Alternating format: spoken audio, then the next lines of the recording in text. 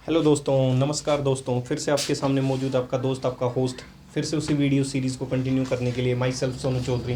उम्मीद करता हूँ जो सीरीज़ आपके सामने क्रिएट कर रहे हैं वो आपको पसंद आ रही होगी।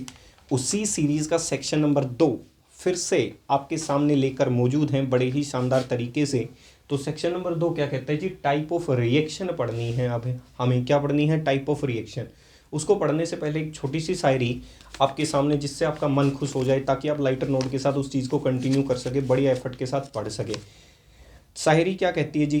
कभी दिल ही नहीं करता, क्या कह रहा है? कभी दिल ही नहीं करता, जरा सा भी नहीं करता, गया है तू जब ही से मैं मोहब्बत ही नहीं करता। तो ये क्या कहता है जी? एक बार फिर से आपके लिए रिपीट कर देता हूँ। कभी दिल ही नहीं करता, जरा सा भी नहीं करता, गया है तू जब ही से मैं मोहब्बत ही नहीं करता।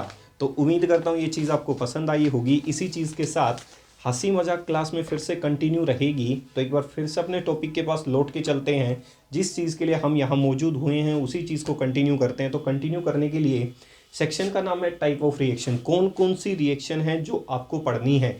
कॉम्पिटिटिव एग्जाम के लिए भी बड़ी ही इंपॉर्टेंट रिएक्शन है, और बोर्ड एग्जाम के लिए तो जी आपके लिए बहुत मोस्ट इंपॉर्टेंट है। इसी सेक्शन को जब आप हायर क्लासेस में हो जाओगे तो इसी नाम से पढ़ते हुए नजर आओगे, दैट इज रिडॉक्स रिएक्शन। देखिए जी, शुरू करते हैं इस चीज़ को। टाइप ऑफ रिएक्शन की बात की जाए तो सबसे पहले आसान सा तरीका होता है कि आप एक चार्ट तैयार करें।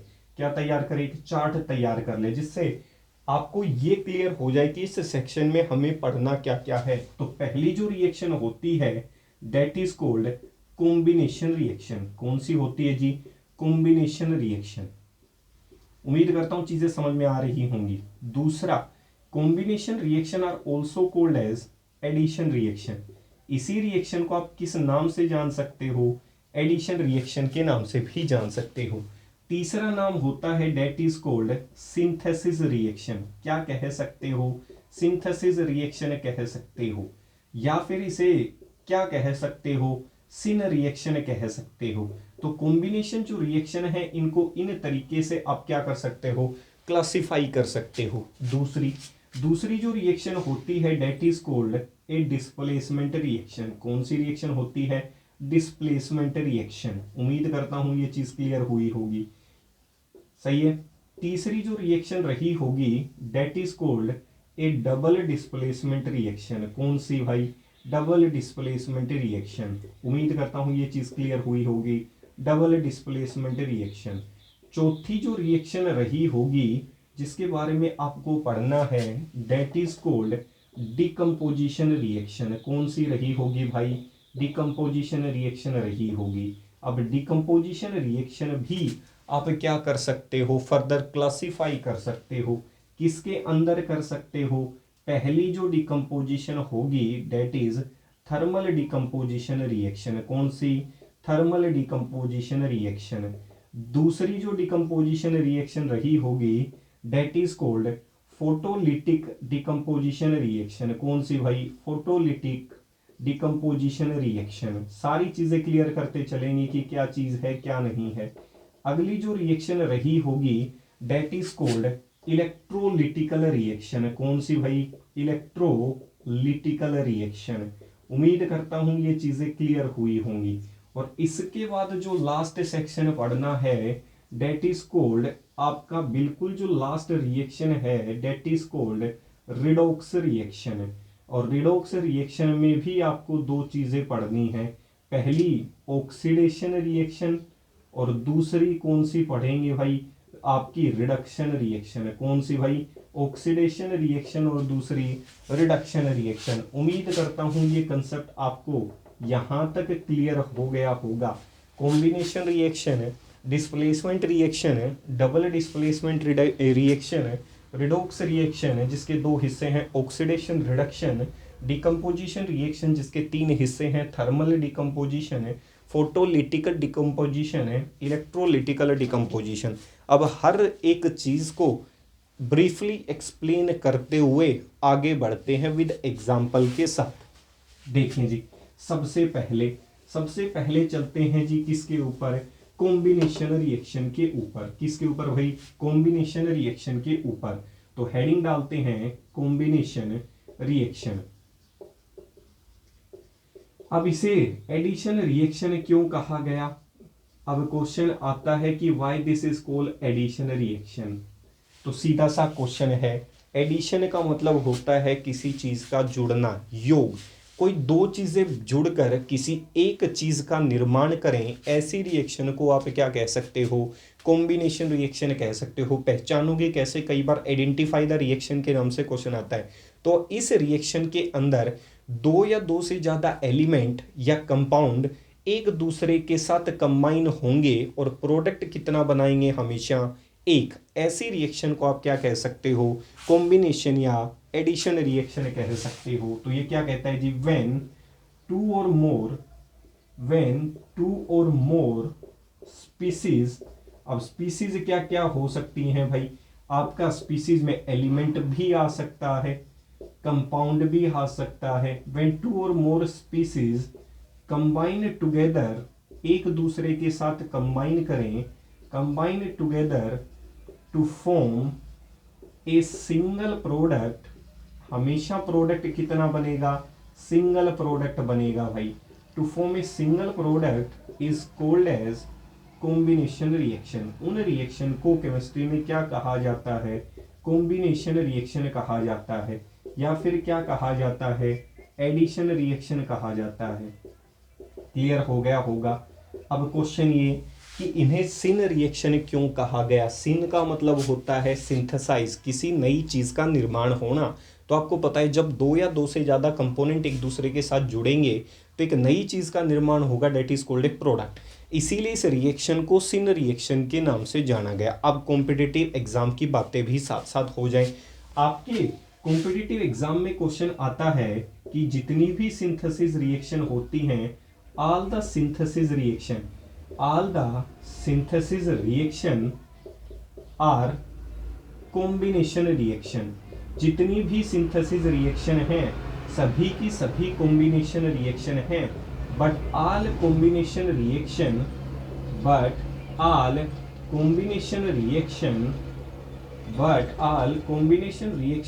not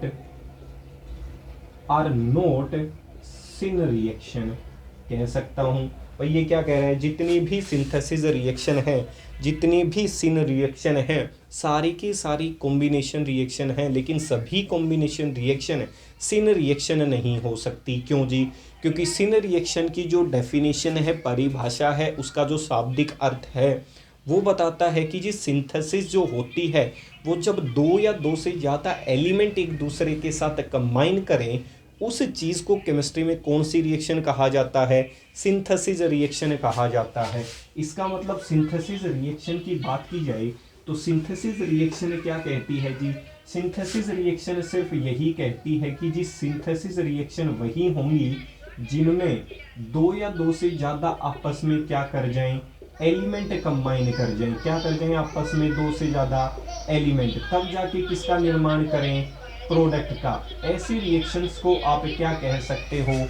सिंथेसिस रिएक्शन कह सकते हो। लेकिन हमें पता है जी किसी भी केमिकल इक्वेशन में ज़रूरी नहीं होता कि हमेशा एलिमेंट के साथ एलिमेंट ही कंबाइन करे। ऐसा भी हो सकता है कि एलिमेंट के साथ कंपाउंड जुड़ जाए या कंपाउंड के साथ कंपाउंड जुड़ जाए ताकि एक प्रोडक्ट बनाया जा सके। इसीलिए हम कह सकते हैं कि जितनी भी सिंथेसिस रिएक्शन है वो कॉम्बिनेशन तो हो सकती हैं, लेकिन सभी कॉम्बिनेशन सिंथेसिस नहीं हो सकती। क्योंकि कॉम्बिनेशन रिएक्शन में किस किस चीज़ का कॉम्बिनेशन किया जाएगा वो अब आपके सामने मौजूद है उदाहरण के साथ। मैंने कहा जी कॉम्बिनेशन जो रिएक्शन होती है, कौन सी रिएक्शन होती है भाई? Combination reaction. कॉम्बिनेशन रिएक्शन में क्या क्या चीज़ें कंबाइन हो सकती हैं? तो किसी भी कॉम्बिनेशन रिएक्शन में किस किस का कॉम्बिनेशन बनाया जा सकता है? एलिमेंट के साथ एलिमेंट जुड़ जाए, हो सकता है ताकि एक प्रोडक्ट बनाया जा सके। एलिमेंट के साथ कौन जुड़ जाए भाई? कंपाउंड जुड़ जाए, तो भी कितना प्रोडक्ट बनाया जा सकता है? एक प्रोडक्ट बनाया जा सकता है। तीसरी पॉसिबिलिटी होती है कंपाउंड के साथ क्या जुड़ जाए? कंपाउंड जुड़ जाए, तब भी जाके कितना प्रोडक्ट बनाया जा सकता है? एक प्रोडक्ट बनाया जा सकता है। ये वो तीन केसेस हैं जो हमें इंफॉर्मेटिव वे में पढ़ने हैं, अच्छे तरीके से पढ़ने हैं। और एग्जाम्पल के साथ पढ़ने हैं। तो इसका मतलब कॉम्बिनेशन 3 प्रकार की रिएक्शन हो सकती हैं, element plus element, element plus compound, compound plus compound. तो उम्मीद करता हूँ ये चीज़ आपको क्लियर हो रही होगी। तो शुरू करते हैं केस नंबर फर्स्ट के साथ। मैंने कहा जी जब 2 या 2 से ज़्यादा एलिमेंट एक दूसरे के साथ कंबाइन करें और प्रोडक्ट कितना बनाएं, एक, ऐसी रिएक्शन को आप क्या कह सकते हो, कॉम्बिनेशन रिएक्शन कह सकते हो। उदाहरण के लिए दोनों के दोनों एलिमेंट होने चाहिए। मैंने कहा जी हाइड्रोजन जुड़ जाए किसके साथ, ऑक्सीजन के साथ, और किसका निर्माण कर दिया जाए, वाटर का। तो प्रोडक्ट हमेशा कितना होना चाहिए, एक। तो एलिमेंट के साथ एलिमेंट जुड़ा, प्रोडक्ट बन गया एक। दूसरा, सल्फर के साथ कह सकता हूं जी आपका ऑक्सीजन जुड़ जाए और किसकी फॉर्मेशन कर दे, SO2 गैस या SO3 गैस की, तो वो भी किसका एग्जाम्पल रहा होगा, कॉम्बिनेशन का। मैं कहूँ जी कार्बन जो है उसको जला दिया जाए तो उसकी भी फॉर्मेशन किसका एग्जाम्पल रही होगी, CO2 गैस का एग्जाम्पल रही होगी। उम्मीद करता हूँ ये चीज़ क्लियर हो रही होगी। फॉस्फोरस के साथ अगर मैं ऑक्सीजन को कन्वर्ट करवा देता हूँ तो आपको प्रोडक्ट पढ़ाया था फॉस्फोरस पेंटोक्साइड, तो यहाँ पे भी प्रोडक्ट कितना बना होगा, एक ही प्रोडक्ट बना होगा। कंडीशन क्या है, सारे के सारे एलिमेंट मौजूद होने चाहिए। मैं कहूँ जी हाइड्रोजन के साथ क्लोरीन गैस को डाल देता हूँ और इसके लिए ऊपर जो कंडीशन लगा देता हूँ that is called diffuse sunlight. मान लेता हूँ सनलाइट इसके ऊपर डाली गई होगी, तो इसका मतलब ये रिएक्शन आसानी से प्रोसीड कर गई होगी और 2HCl की फॉर्मेशन कर गई होगी। तो अभी भी एलिमेंट प्लस एलिमेंट है। H2 के साथ Br2 की रिएक्शन करवा देता हूँ, अभी भी ये किसका एग्जाम्पल रही होगी, कॉम्बिनेशन रिएक्शन का एग्जाम्पल रही होगी। उसमें भी कौन सा, एलिमेंट प्लस एलिमेंट। ऐसे बहुत सारे एग्जाम्पल और भी मौजूद हैं जो किसको रिप्रेजेंट करते हैं, एलिमेंट प्लस एलिमेंट को रिप्रेजेंट करते हैं। तो उम्मीद करता हूं ये कंसेप्ट एग्जाम्पल के साथ क्लियर हुआ होगा। Case number first. Case number 2 देखिए जी ध्यान से देखने के बाद यहां से हमें पता चला दूसरा जो केस होता है केस नंबर 2, वो क्या कहता है, एक एलिमेंट हो जाए और दूसरा क्या हो जाए, कंपाउंड कह सकता हूं। उम्मीद करता हूं चीज क्लियर हो रही होगी। एग्जाम्पल ढूंढने हैं। एलिमेंट फिर से मैं किसको मान लेता हूं जी, ऑक्सीजन को मान लेता हूं, लेकिन कंपाउंड जो है मैं अब की बार SO2 गैस को मान लेता हूं। तो प्रोडक्ट की फॉर्मेशन क्या हुई होगी, SO3 का निर्माण हुआ होगा। उम्मीद करता हूं ये चीज यहां तक आपको क्लियर हो रही होगी। इसके बाद किसका उदाहरण ले सकता हूं, मैं कहूं जी एलिमेंट कंपाउंड जो है वो CO कार्बन मोनोऑक्साइड गैस है, उसकी रिएक्शन किसी ऑक्सीजन के साथ करवा दी जाए तो प्रोडक्ट क्या बना होगा, CO2 गैस बनी होगी। उम्मीद करता हूं ये चीज भी आपको क्लियर हो रही होगी कि आपके कंपाउंड प्लस किसकी रिएक्शन की जाए, कंपाउंड के साथ, सॉरी एलिमेंट के साथ, तो इस प्रकार का क्या बनाया जा सकता है, प्रोडक्ट बनाया जा सकता है। तो उम्मीद करता हूं ये चीज आपको यहां तक क्लियर हो रही होगी एग्जाम्पल के साथ कि मैं क्या कंटेंट डिलीवर करने की कोशिश कर रहा हूं। ऐसे ही मैं कहूं जी NO रहा होगा, उसकी रिएक्शन किसी ऑक्सीजन के साथ करवा दी जाए तो प्रोडक्ट क्या बना होगा, NO2 नाम से प्रोडक्ट कंपोनेंट कंपाउंड की फॉर्मेशन हुई होगी। तो उम्मीद करता हूं ये कंसेप्ट आपको यहाँ तक क्लियर हुआ होगा। अगर मैं किसी NO2 की रिएक्शन किसी F2 के साथ करवा दूं तो प्रोडक्ट क्या बना होगा, NO2F बना होगा, जिसे नाइट्रोसिल फ्लोराइड कहा जाता है। क्या कहा जाता है भाई, नाइट्रोसिल फ्लोराइड कहा जाता है। तो आपको तो सिर्फ एग्जाम्पल ध्यान रखने चाहिए कि एलिमेंट प्लस एलिमेंट भी हो सकता है, एलिमेंट प्लस कंपाउंड भी हो सकता है। एंड द लास्ट केस पे चलते हैं, that is compound plus compound. ये सारे ही केसेस किसके हैं, सारे कॉम्बिनेशन रिएक्शन के हैं। तो चलते हैं उस एग्जाम्पल की तरफ जिसमें आपको क्या पढ़ना है जी, तीसरा case that is called compound plus क्या रहा होगा, कंपाउंड रहा होगा। दोनों के दोनों क्या हो, कंपाउंड फॉर्म में हो। तो आपने एक रिएक्शन पढ़ाई थी मैंने, आपको ध्यान हो, that is called carbonated drinks. आपकी जितनी भी कोक आती हैं, पेप्सी की बोतल आती हैं, तो मैंने उस समय आपको पढ़ाते वक्त कहा था कुछ नहीं होता, H2CO3 इसके अंदर मौजूद होती है। जैसे ही आप इसको खोलने की कोशिश करते हैं, प्रेशर के साथ एक गैस बाहर निकलती है, डेट इज कॉल्ड CO2। वो एक इफरवेंट फॉर्म में बाहर निकल के आती है, एक झटके के साथ बाहर आने की कोशिश करती है, दैट इज CO2 गैस। अब क्वेश्चन, कार्बोनिक एसिड कंपाउंड ले लेता हूँ H2O रहा होगा, उस गैस के H2O के अंदर किसको मिला दिया गया, आपकी CO2 गैस को, किसका निर्माण किया गया, H2CO3।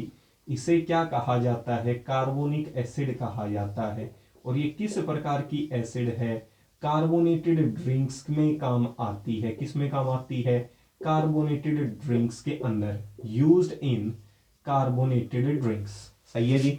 It is an example of a weak acid. जैसे एसिड का एग्जाम्पल करेंगे उस समय आपको क्लियर हो जाएगा कि कौन सी स्ट्रॉन्ग एसिड होती है, कौन सी वीक।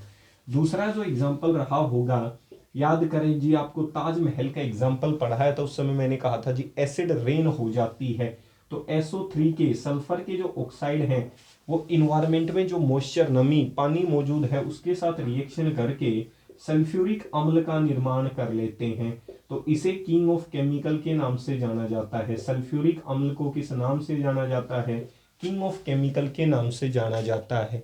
उम्मीद करता हूँ ये चीज़ें आपको क्लियर हो रही होंगी, चमक रही होंगी आपके दिमाग के अंदर। आगे एग्जाम्पल की बात की जाए तो आगे का जो एग्जाम्पल है वो हमने पीछे वाली जो वीडियो है उसमें पढ़ा था कि कैल्शियम ऑक्साइड जो है उसकी रिएक्शन अगर CO2 के साथ कर दी जाए तो प्रोडक्ट क्या बना होगा, कैल्शियम कार्बोनेट बना होगा। इसका मतलब कैल्शियम कार्बोनेट जो है इसका नाम क्या क्या हो सकता है, इसे लाइमस्टोन कहा जाता है, इसे आप क्या कह सकते हो, मार्बल कह सकते हो, इसे आप लाइम क्या कह सकते हो, सॉरी चोक पाउडर कह सकते हो जी। इतनी चीज क्लियर हो गई होगी। और कैल्शियम कार्बोनेट तो इसे कहा ही जाता है। उम्मीद करता हूं ये चीजें आपको क्लियर हो गई होगी। आपकी जो एग सेल होती है, क्या होती है, एग सेल। और एग सेल जो होती है वो किससे मिलके बनती है, कैल्शियम कार्बोनेट से मिलके बनती है। तो उम्मीद करता हूँ ये चीज़ क्लियर हो गई होगी। जब एसिड बेस का कंसेप्ट करेंगे तो वहाँ पे कहा जाएगा एक अंडे की जो परत है, एक एग है, उसको उठा के अगर एक एसिडिक मीडियम में रखा जाए तो क्या हो सकता है उसकी एग सेल के साथ, वो करेंगे आगे की जब कंसेप्ट आपको पढ़ाई जाएंगे तब। ये कुछ एग्जाम्पल हैं। इसके बाद कुछ और, ऐसा नहीं है यही लिमिटेड हो, और भी बहुत सारे एग्जाम्पल हैं। मैं कहूँ जी कैल्शियम ऑक्साइड, जिसे आप क्या कह सकते हो, चूना पत्थर कह सकते हो, क्विकलाइन कह सकते हो, उसके अंदर उस खली को उठा के अगर पानी में डाल दिया जाए तो एक कंपोनेंट की फॉर्मेशन होती है, that is called calcium hydroxide, जिसे आप क्या कह सकते हो, स्लेक लाइन कह सकते हो। क्या कह सकते हो भाई, स्लेक लाइन कह सकते हो। तो उम्मीद करता हूँ कॉम्बिनेशन रिएक्शन जो है वो ढंग से आपको समझ में आ गई होगी। तो उम्मीद करते हैं जी आपको ये चीज़ क्लियर हुई, तो अच्छा लगा होगा इन चीज़ों को देख के। अब मुझे नहीं लगता कि आपको एग्जाम्पल्स की कोई कमी रही होगी, और एग्जाम्पल देख लेते हैं। मैंने कहा जी अमोनिया गैस रही होगी, उसकी रिएक्शन किसी HCl के साथ करवा दी जाए तो ये है जी एसिड, और अमोनिया क्या होती है, बेस।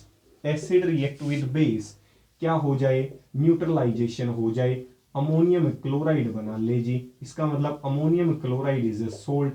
तो ये भी किसका एग्जाम्पल रही होगी, आपके कॉम्बिनेशन का एग्जाम्पल रही होगी। तो उम्मीद करता हूं ये कंसेप्ट यहां तक आपको क्लियर हो गया होगा कि कॉम्बिनेशन रिएक्शन है क्या होती है, किस तरीके से आप इसको क्या कर सकते हैं, कैलकुलेट कर सकते हैं। इतनी चीज़ यहाँ तक उम्मीद करता हूँ आपको पसंद आई होगी। अगली रिएक्शन पे चलते हैं। अगली रिएक्शन क्या कहती है जी, अगली रिएक्शन कहती है that is called A decomposition reaction. दूसरी रिएक्शन कौन सी है, डीकम्पोजिशन रिएक्शन, जिसके बारे में आपको पता होना चाहिए। देखें जी, डीकम्पोजिशन का मतलब होता है किसी कंपोनेंट का क्या करना, डीकम्पोजिशन करना, उस चीज को क्या करना, ब्रेक डाउन करना। तो ये क्या कहता है, ये कहता है किसी एक सब्सटेंस का, वो सब्सटेंस क्या रहा होगा, कंपाउंड रहा होगा, उस सब्सटेंस का डिकम्पोजिशन किया जाए, किसमें, दो या दो से अधिक सब्सटेंस के अंदर।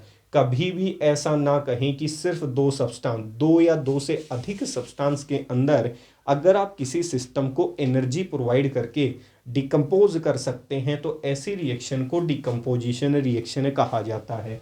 क्या कहता है जी, दोज रिएक्शन, कौन सी रिएक्शन भाई, those reaction in which, those reaction in which single substance, कौन भाई, single substance.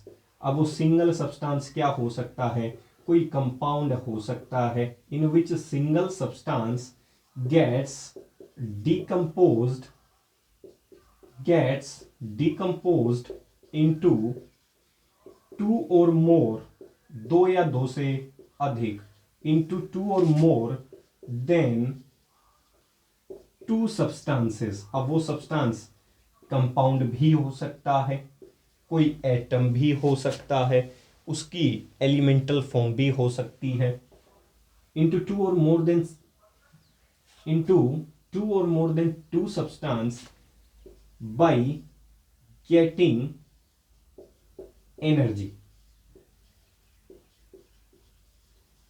is called decomposition reaction, is called decomposition reaction। किसी भी कंपोनेंट को, इसका एग्जांपल ले लेता हूं, मैं कह रहा हूं जी वो सिंगल सब्सटेंस है, इसको आप नीचे से हीट प्रोवाइड करना शुरू करें, जैसे ही आप इसको हीट प्रोवाइड करेंगे कुछ समय बाद ये सिंगल सब्सटेंस क्या कर जाएगा, डिकम्पोज कर जाएगा दो या दो से अधिक सब्सटेंस के अंदर। अब क्वेश्चन ये कि आपने जो एनर्जी प्रोवाइड की वो किस किस फॉर्म में प्रोवाइड की जा सकती है।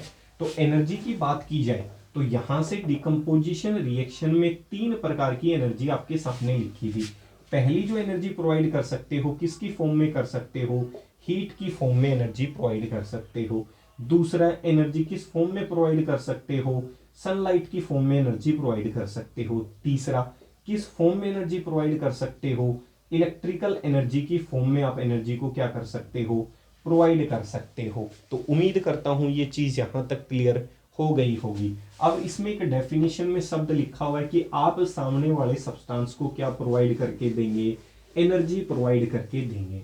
तो इसके आधार पे मैं एक स्टेटमेंट आपके सामने लिख देता हूं, ऑल डिकम्पोजिशन रिएक्शन, मतलब सभी डिकम्पोजिशन रिएक्शन को करवाने के लिए किसकी आवश्यकता पड़ेगी, एनर्जी की। तो जिस रिएक्शन में एनर्जी की आवश्यकता पड़े उन रिएक्शन को हम पीछे वाले वीडियो सेक्शन में पढ़ चुके, उन रिएक्शंस को क्या कहा जाता है, एंडोथर्मिक रिएक्शन कहा जाता है। तो जितनी भी डिकम्पोजिशन रिएक्शन है सारी किसका एग्जाम्पल है, एंडोथर्मिक रिएक्शन का। तो all decomposition reactions are endothermic in nature. तो अगर आप पेपर में एंडोथर्मिक का एग्जाम्पल भूल जाते हैं तो आप किसका एग्जाम्पल इनडायरेक्टली लिख दें, कौन सी रिएक्शन का, डिकम्पोजिशन रिएक्शन का। तो इसका मतलब जितनी भी डिकम्पोजिशन रिएक्शन होती हैं सारी एंडोथर्मिक रिएक्शन होती हैं। तीसरा हमें पता चला जी यहाँ से दो या दो से ज़्यादा सब्सटेंस का निर्माण हो रहा है, तो ये किसके अपोजिट चल रहा है, अभी अभी जो प्रीवियस रिएक्शन पढ़ी थी डेट इज कॉम्बिनेशन, उसमें सिंगल कंपोनेंट की फॉर्मेशन हो रही थी। कब, जब दो या दो से ज़्यादा सब्सटेंस एक दूसरे के साथ जुड़े। तो मैं कह सकता हूँ decomposition reaction is the reverse of a combination reaction. भाई कॉम्बिनेशन रिएक्शन को ही उल्टा करके अगर लिख दिया जाए तो किस में कन्वर्ट हो जाएगी, डिकम्पोजिशन रिएक्शन के अंदर। तो तीसरा इंपॉर्टेंट पॉइंट, डिकम्पोजिशन रिएक्शन किसका रिवर्स रही होगी, decomposition reaction is the reverse of combination reaction. किसका उल्टा रही होगी भाई, combination is the reverse of combination reaction. उम्मीद करता हूं ये चीज क्लियर हुई होगी। कैसे, अभी अभी मैंने कॉम्बिनेशन का एग्जांपल ये लिखा था आपके सामने, तो it is an example of a combination reaction. ये कौन सी है भाई, कॉम्बिनेशन है। इसी कॉम्बिनेशन को अगर मैं उल्टा करके लिख देता हूं तो ये किस में कन्वर्ट हो जाएगी भाई, डिकम्पोजिशन रिएक्शन। तो decomposition reaction is the reverse of combination reaction. तो इसको डिकम्पोज कर देता हूं, किसमें कन्वर्ट हो जाएगा, इस फॉर्म के अंदर। तो एक कॉम्बिनेशन रिएक्शन को अगर उल्टा कर दिया जाए तो किसका एग्जाम्पल रही होगी, डिकम्पोजिशन रिएक्शन का एग्जाम्पल रही होगी। अब किस फॉर्म में आपने एनर्जी को प्रोवाइड की उसके आधार पे हमने तीन प्रकार की रिएक्शन पढ़ी। थर्मल डिकम्पोजिशन, किसी सब्सटेंस को, किसी कंपाउंड को डिकम्पोज किया जाए किसकी मौजूदगी में, हीट की मौजूदगी में, ऐसी रिएक्शन को क्या कहा जाता है, थर्मल डिकम्पोजिशन रिएक्शन कहा जाता है। तो पहला सेक्शन आपके सामने शुरू करते हैं इसका, that is called A thermal decomposition reaction है। कौन सी रिएक्शन भाई? थर्मल डिकम्पोजिशन रिएक्शन है। तो थर्मल डिकम्पोजिशन रिएक्शन क्या कहती है? किसी भी सब्सटेंस को डिकम्पोज किया जाए, किसी भी सब्सटेंस को क्या किया जाए? डिकम्पोज किया जाए। किसकी मौजूदगी में? In the presence of heat. Such type of reaction is called thermal decomposition reaction. मतलब दोज रिएक्शंस, कौन सी रिएक्शन भाई? वो reaction, those reaction in which a single substance gets decomposed to give more than two products by providing heat. Such reactions are called as decomposition reaction। मतलब ये decompose होंगी किसकी मौजूदगी में? हीट की मौजूदगी में। तो कौन कौन से एग्जाम्पल हैं जो थर्मल डिकम्पोजिशन के एग्जाम्पल हो सकते हैं या किसी एंडोथर्मिक रिएक्शन के एग्जाम्पल हो सकते हैं? तो पहला एग्जाम्पल आपके सामने, the most important example, that is PbNO3 whole twice. क्या है जी? Lead nitrate. याद करें जी, पहले सेक्शन में हमने पढ़ा था इसके बारे में। जैसे ही आप किसी लेड नाइट्रेट को हीट करेंगे, हीट का निशान किससे दिखाया जाता है? डेल्टा से। तो जैसे ही इसको आप हीट करेंगे तो लेड का ऑक्साइड बन जाएगा, जो किस प्रकार का होता है? येलो कलर का होता है। लेड मोनोक्साइड कहा जाता है इसे। अब क्या कह सकते हो? लेड मोनोक्साइड कह सकते हो। प्लस और क्या प्रोडक्ट बना होगा? NO2 गैस बनी होगी, प्लस कौन सी गैस बनी होगी? O2 गैस बनी होगी। इसका मतलब इसके जो फ्यूम बने होंगे वो कैसे रंग के बने होंगे? रेडिश ब्राउन कलर के क्या प्रोड्यूस हुए होंगे? फ्यूम प्रोड्यूस हुए होंगे। तो लेड ऑक्साइड बना होगा, NO2 गैस बनी होगी, प्लस कौन सी गैस बनी होगी? O2 गैस बनी होगी। इस चीज को सिद्ध करने के लिए अगर मैं एक एक्सपेरिमेंट करना चाहूँ तो क्या कर सकता हूँ? ये कोई टेस्ट ट्यूब रही होगी। इस टेस्ट ट्यूब के अंदर मैं किसको ले लेता हूँ? आपकी लेड नाइट्रेट को ले लेता हूँ। किसको ले लेता हूँ भाई? लेड नाइट्रेट को ले लेता हूँ। ये आपकी टेस्ट ट्यूब है। क्लियर हो गया? इस टेस्ट ट्यूब को मैं एक आपकी क्या कह सकता हूँ? जैसे आपकी एक चीज होती है जिससे इस टेस्ट ट्यूब को पकड़ा जाए, डेट इज कोल्ड ए, आप क्या कह सकते हो जी? टोंग कह सकते हो। जैसे आपने कैची देखी होगी छोटी, जो वैसे मान लेता हूँ एक टोंग रहा होगा जिसकी मदद से मैं इस चीज को पकड़ सकता हूँ। उसके पकड़ने के बाद इस चीज को मैं क्या करना शुरू करता हूँ? हीट करना शुरू करता हूँ। क्या करना शुरू करता हूँ भाई? हीट करना शुरू करता हूँ। इसे बंसन बर्नर कहा जाता है, जिससे हीटिंग की जाएगी। आपका बर्नर रहा होगा, ये क्या रही होगी? फ्लेम रही होगी। जैसे ही आप इसको हीट करना शुरू करोगे लेड नाइट्रेट को, यहाँ से किसके फ्यूम निकलने शुरू हो जाएंगे? NO2 गैस के फ्यूम ऑब्टेन होने शुरू हो जाएंगे। और NO2 के जो फ्यूम होते हैं वो भूरे रंग के होते हैं, प्लस साथ कौन सी गैस इवोल होना शुरू हो जाती है? Oxygen gas. तो ये किसका एग्जाम्पल रही होगी? थर्मल डिकम्पोजिशन का एग्जाम्पल रहा होगा। दूसरा जो एग्जाम्पल है, the most important example lead nitrate के बाद दूसरा जो एग्जाम्पल होता है, डेट इज कोल्ड आपका FeSO4.7H2O, जिसे केमिस्ट्री में क्या कहा जाता है? ग्रीन विट्रियोल कहा जाता है। क्या कहा जाता है? ग्रीन विट्रियोल कहा जाता है। जैसे ही आप इसको हीट करेंगे, हीट करते ही ये अपने 7 वाटर मॉलिक्यूल को रिमूव कर देता है। इन वाटर मॉलिक्यूल को केमिस्ट्री में क्या कहा जाता है? इन वाटर मॉलिक्यूल को केमिस्ट्री में वाटर ऑफ क्रिस्टलाइजेशन कहा जाता है। क्या कहा जाता है? वाटर ऑफ क्रिस्टलाइजेशन कहा जाता है। ये कुछ ऐसे वाटर के मॉलिक्यूल होते हैं जो मॉलिक्यूल के अंदर ट्रैप रह जाते हैं। जैसे इस डस्टर की बात करें, या फिर आपने घर वाले जो बर्तन धोने के लिए आपने देखा होगा, जो आपका सामान आता है, ऐसी जो चीज़ होती है जिससे बर्तन साफ़ किया जाता है, उससे साफ़ करने के बाद आपने देखा होगा कुछ वाटर ड्रॉपलेट उसके छेदों के अंदर, पोर के अंदर एंटर कर जाते हैं। ऐसे ही मान सकते हो फेरस सल्फेट के अंदर कुछ वाटर मॉलिक्यूल ट्रैपिंग फॉर्म में रह जाते हैं, ट्रैप्ड रह जाते हैं, धसे हुए रह जाते हैं। उन्हें केमिस्ट्री में क्या कहा जाता है? वाटर ऑफ क्रिस्टलाइजेशन कहा जाता है। होती क्या है डेफिनेशन? किसी भी एक गिवन मॉलिक्यूल के अंदर कितने वाटर मॉलिक्यूल मौजूद हैं, that is called water of crystallisation. Step number first, इस रिएक्शन की बात की जाए, स्टेप नंबर 2, कई बार बोर्ड एग्जाम वाले इस रिएक्शन को आगे पूछ लेता है कि ये FeSO4 रहा होगा, इसका किसी भी प्रकार का रंग नहीं होता, जैसे ही इसको फिर से हीट किया जाएगा तो प्रोडक्ट बनेगा Fe2O3 प्लस SO2 गैस बन जाएगी, प्लस कौन सी गैस, SO3 गैस बनती हुई नजर आएगी। इसका जो रंग होता है वो आपको पता है जी, रेडिश ब्राउन रंग होता है। SO2 गैस के अंदर किसकी स्मेल होती हुई नजर आएगी, बर्निंग सल्फर की स्मेल होती हुई नजर आएगी, जिससे आइडिया हो जाएगा कि SO2 या SO3 गैस सरफेस को छोड़कर चली गई होंगी। तीसरे एग्जाम्पल की बात करते हैं, example number 3, the most important example. जैसे ग्रीन विट्रियोल होता है वैसे केमिस्ट्री में ब्लू विट्रियोल होता है, और इसे भी क्या कहा जाता है, वाटर ऑफ क्रिस्टलाइजेशन कहा जाता है। इसका मतलब कह सकता हूं ये भी ब्लू विट्रियोल रहा होगा। इसको जैसे ही आपने हीट किया, हीट करने के बाद ये किसमें कन्वर्ट हो गया, कॉपर सल्फेट ब्लू था, किसमें कन्वर्ट हो गया, अनहाइड्रस फॉर्म के अंदर, और इसका रंग कैसा होता है, व्हाइटिश हो जाता है, प्लस यहां से वाटर मॉलिक्यूल निकल गए होंगे।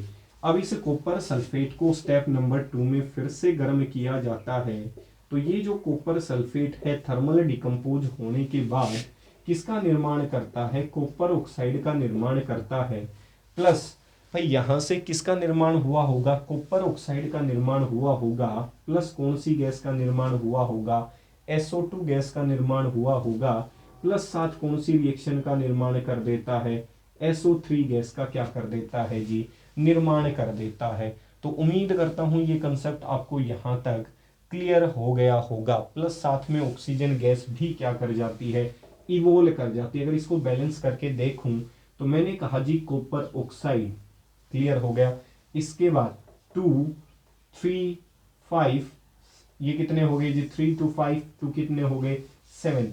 मतलब अगर यहां से अगर मैं 4 लगा के देखता हूं एक बार तो इक्वेशन क्या पता आसानी से बैलेंस हो जाए। कॉपर कितने रहे होंगे 4। अब इक्वेशन को सल्फर कितने करने हैं, मेरे को 4 करने हैं, तो 4 सल्फर करने के लिए यहां कितने लगा दूं मैं 2, और यहां भी कितने लगा दूं 2। तो यहां से कह सकता हूं ये इक्वेशन क्या हो सकती है, 4 2 16, 4 4 16, 4 ये हो गए, और ये कितने हो गए भाई 2 2 4 8, और ये कितने हो गए भाई 6 14। सल्फर कितने हो गए भाई, सल्फर ज्यादा हो गए। इसका मतलब इक्वेशन ऐसे बैलेंस नहीं की जा सकती। तो इसका मतलब सीधी सी बात ये है कि आपके लिए फिर से इक्वेशन जो आपको बैलेंस करनी है, फिर से आपको इक्वेशन, इस इक्वेशन का आंसर फिर से आपको कैलकुलेट करके बताना है। अभी तक आपके सामने 3 एग्जाम्पल दिए हैं, अभी तक किसी ने भी कमेंट सेक्शन में एक SnO2 प्लस HCl दिया था, एक एग्जाम्पल SnCl2 प्लस HgCl2 दिया था अभी तक किसी ने, और एक एग्जाम्पल आपके सामने ये मौजूद है। इनका मुझे आप कमेंट सेक्शन के अंदर आंसर करके देंगे। अगर आप ये आंसर नहीं देते हैं तो मुझे इन आंसर को वापस रिवाइज करवाते वक्त इनकी बैलेंसिंग करके आपके सामने पेश करना पड़ेगा। तो उम्मीद करता हूँ आपको ये चीज़ें क्लियर हो रही होंगी। इसके बाद इसका जो रंग होता है वो किस प्रकार का होता है, ब्लैक कलर का रंग होता है। तो ये वो कुछ इंपॉर्टेंट रिएक्शन है जिसे आप आसानी से क्या कर सकते हैं, कैलकुलेट कर सकते हैं। चौथा जो एग्जाम्पल रहा होगा किसका, हीटिंग का, that is called calcium carbonate. अगर मैं कैल्शियम कार्बोनेट को हीट कर दूं तो ये किस में कन्वर्ट हो सकता है, कैल्शियम ऑक्साइड में कन्वर्ट हो सकता है, प्लस CO2 गैस में भी कन्वर्ट हो सकता है। पांचवा एग्जाम्पल जो हीटिंग का रहा होगा, जो आपको पढ़ाया जाएगा, आपके घर में डे टू डे लाइफ में यूज होता है, that is called baking soda NaHCO3।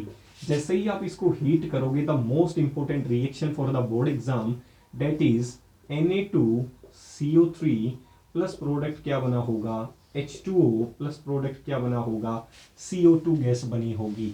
अगर इसके सामने 2 लगा दिया जाए तो मैं एक बार देख लेता हूं इक्वेशन को कि ये बैलेंस होगी या नहीं होगी। तो आसानी से इस इक्वेशन को आप क्या कर सकते हैं, बैलेंस कर सकते हैं।